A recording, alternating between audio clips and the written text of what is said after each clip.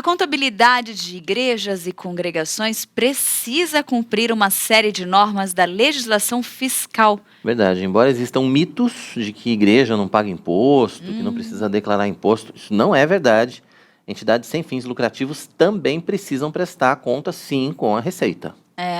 Por isso, todos os meses, toda a movimentação financeira e informações trabalhistas devem ser enviadas ao contador para que sejam registradas. Quem está com a gente aqui no Notícias do Bem para falar sobre esse tema é o contador Felipe Ribeiro. Felipe, seja muito bem-vindo. Felipe, que é especialista, inclusive, em contabilidade de igrejas, né? O escritório dele é especialista em atender exatamente a contabilidade das igrejas. Tem realmente esse mito ainda, Felipe? Tem igrejas, congregações que acham que não precisam de contador, que não precisam desses serviços profissionais, porque não têm obrigações a prestar? Bom dia a todos, né? Todos que estão assistindo a gente também. Infelizmente, o que eu tenho visto e acompanhado, as igrejas, elas geralmente abrem seu CNPJ, fazem o estatuto, registram, tiram o CNPJ e depois não cumprem mais nenhuma obrigação, né? Para com o governo. Esse é um problema que eu tenho visto em muitas igrejas, muitas mesmo, né? Que a gente tem passado mais de 30 anos trabalhando nessa área e a gente tem percebido essa falha ainda, né, que as igrejas têm, infelizmente. O artigo da Constituição, lá, o artigo 150 da Constituição, ele é bem claro, é vedado, Estado, município e União cobrar qualquer tipo de imposto de igreja. Igreja, associações, autarquias, fundações, partidos políticos, é vedado, porque o artigo 150 da Constituição me garante isso. Garante constitucionalmente para qualquer igreja. Porém, para gozo dessa imunidade, a gente tem que cumprir com várias obrigações. Porque aí, de multas, a gente não está livre. Penalidades, a gente vai ter que pagar se a gente não cumprir com essas obrigações. Essa é a falta que as igrejas têm, né? De ter uma estrutura, de ter um suporte contábil, de um profissional qualificado, que entenda do assunto, para cuidar das igrejas, né? Como foi falado no começo, todo o seu relatório financeiro, de tudo que entrou, tudo que saiu, precisa ser mandado para a contabilidade, para contabilizar da forma correta, mandar os balancetes, e isso ser informado para o governo. Tem declarações que são mensais, tem declarações que são anuais, mas todas elas têm que ser cumpridas para com o governo. Nós somos imunes de impostos, mas não de obrigações, né? As obrigações nós cumprimos como qualquer outra empresa. Uma empresa que tem finalidade lucrativa cumpre com as obrigações, a igreja não tem finalidade lucrativa, ela só não paga imposto, mas ela cumpre com as obrigações para com o governo. Entendeu? E aí, aproveitando isso, então a gente já começa já reforçando essa primeira informação aqui, né? Todas as receitas da igreja, elas precisam, então, de fato, serem declaradas, né? Todas. Eu instruo até os meus clientes, se possível, trabalhem só com o banco.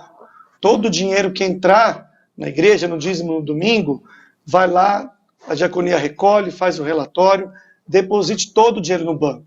Trabalhe só com o banco, porque no banco não tem diferença, né, de valores, de relatório. O que está no banco é o que aconteceu. O que entrou lá é o que aconteceu naquele mês da igreja. Tudo que entrou, tudo que saiu.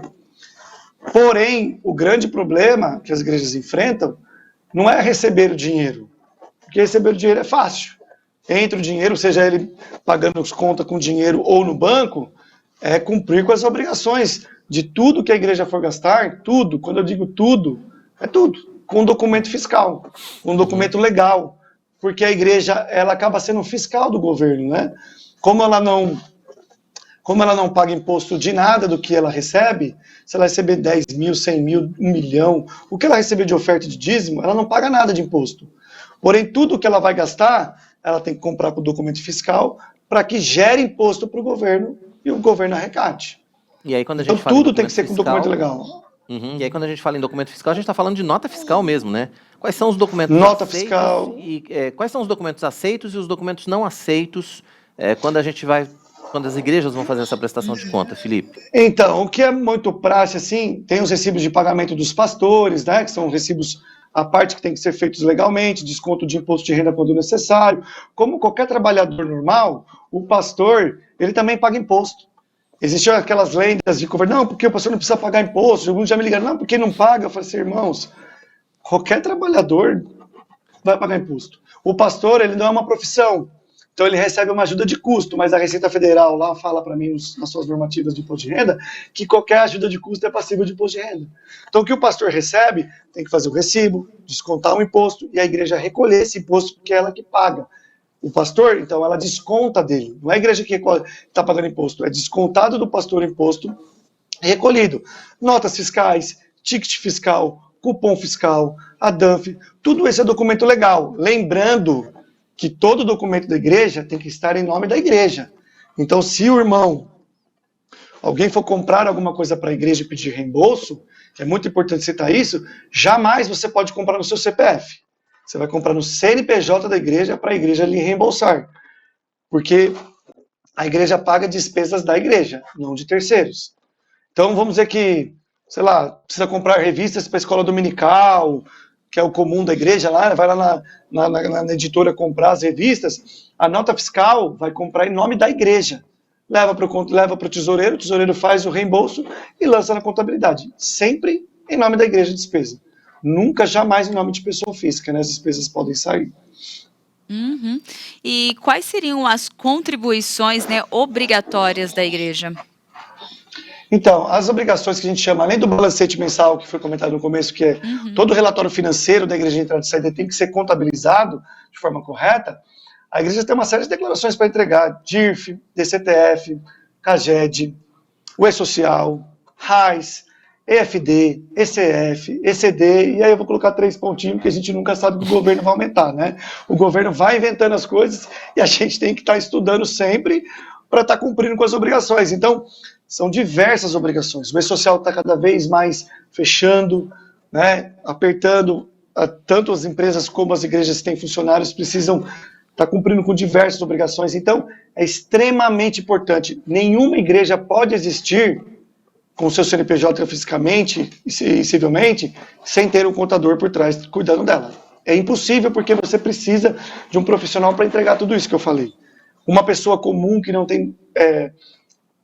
não é profissional habilitado, ela não tem condições de entregar isso. E nem responsavelmente ela pode, né, se responsabilizar por isso, porque não é obrigação dela. Né, ela não é profissional habilitada. Então, toda igreja que tem seu CNPJ, ela tem que ter um contador. Não tem como... não, uma vez por ano eu mando para o meu contador, ele me cobra só a declaração. Não, não existe isso. Mensalmente você precisa de um suporte, de uma contabilidade, né? Mensalmente. Exatamente. E aí tem uma outra questão também que é importante a gente tratar aqui, que é a questão das atas, né?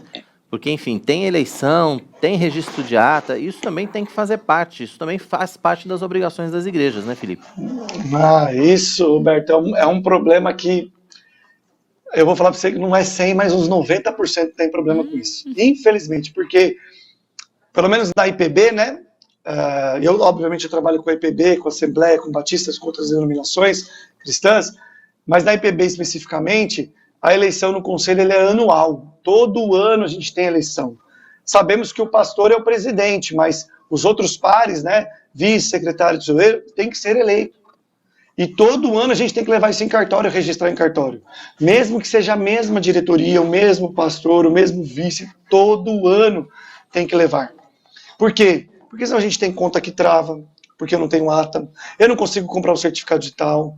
Aí ficam 5, 6 anos sem mudar o pastor lá na Receita, registrar a ata, o pastor ficou 5 anos. Quando vai mudar o pastor, vai fazer a ata, o cartório não quer registrar, tem que entrar com medida judicial. É um trabalho enorme e um custo muito grande para a igreja.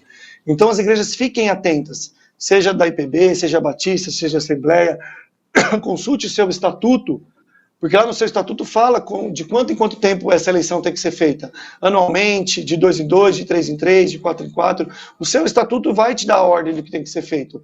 Então, tomem muito cuidado. Sem uma ata em dia, administrativamente, a igreja não consegue fazer nada. Receita, banco, em repartições públicas, eu preciso dessa ata em ordem. Não tem como.